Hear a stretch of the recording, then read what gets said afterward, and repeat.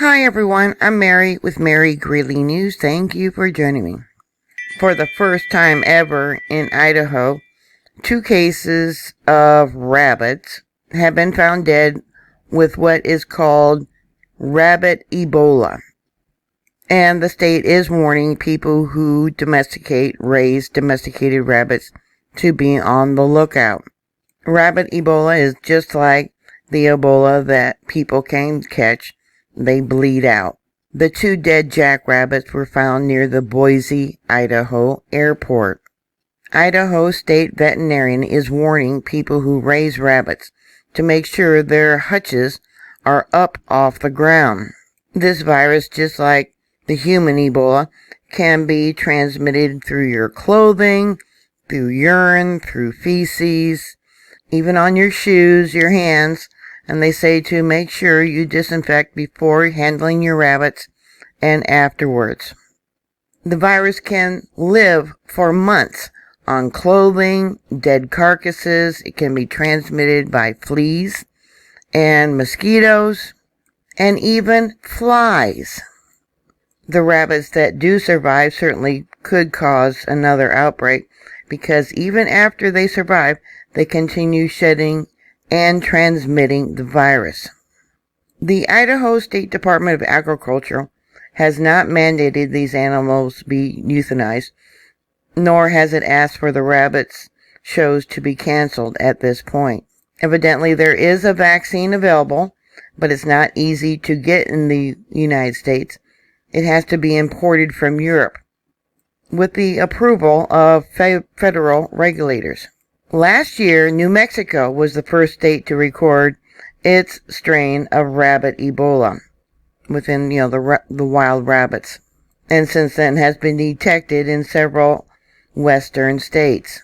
Rabbit Ebola, or as some people call it, bunny Ebola, was first detected in China in 1984. RHD, rabbit Ebola, or rabbit hemorrhagic disease, they say includes severe internal bleeding, the eventual organ failure. One farm that was raising rabbits lost over 200 rabbits in just 24 hours. Besides New Mexico, it's been found in Arizona, Texas, Colorado, and Nevada, and Utah, and California.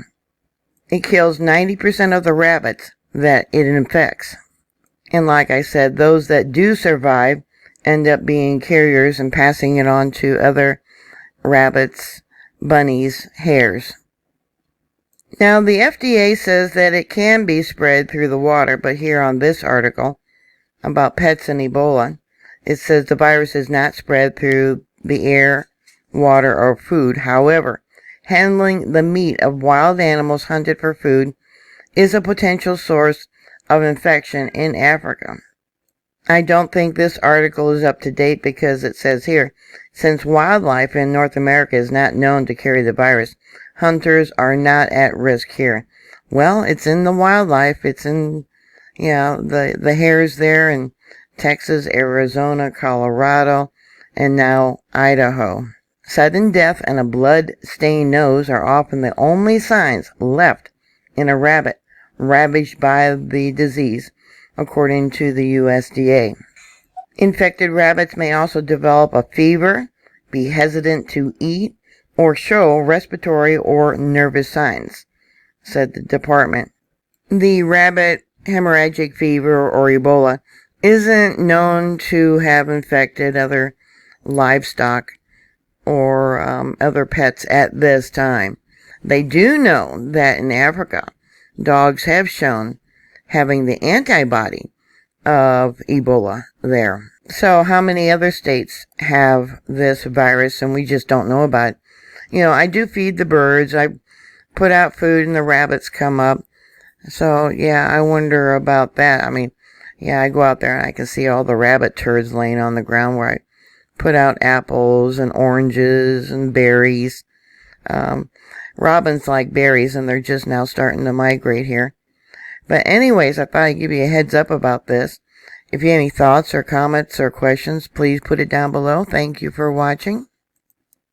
Please stay safe, and I'll talk to you later. God bless you. Bye.